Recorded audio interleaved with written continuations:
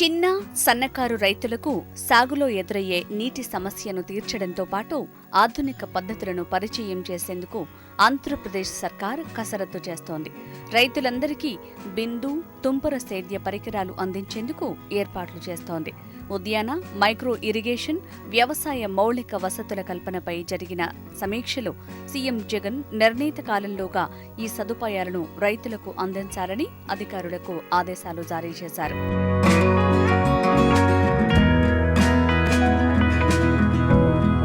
చిన్న, సన్నకారు రైతులకు వైఎస్ఆర్ జల కళ పథకం ద్వారా బోర్లు తవ్విస్తున్నందున వారికి సూక్ష్మ సేద్యం సదుపాయాలను కల్పిస్తే మంచి ఫలితాలు వస్తాయని సీఎం ఆశిస్తున్నారు.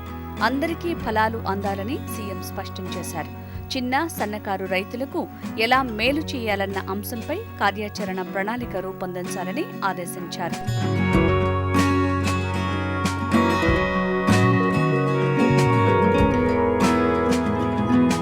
రాయలసీమ, ప్రకాశం లాంటి ప్రాంతాల్లో 10 ఎకరాల్లోపు, మిగిలిన చోట్ల 5 ఎకరాల్లోపు పొలం ఉన్న రైతులకే ప్రాధాన్యత ఇవ్వాలని ముఖ్యమంత్రి అధికారులకు సూచించారు.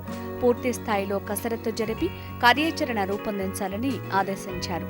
రివర్స్ టెండరింగ్ ద్వారా బిందు, తుంపర సేద్య పరికరాలు కొనుగోలు చేయటం ద్వారా ధర తగ్గి ఎక్కువ మంది రైతులకు అందుబాటులోకి తీసుకొచ్చే అవకాశం ఉంటుందని భావిస్తున్నారు.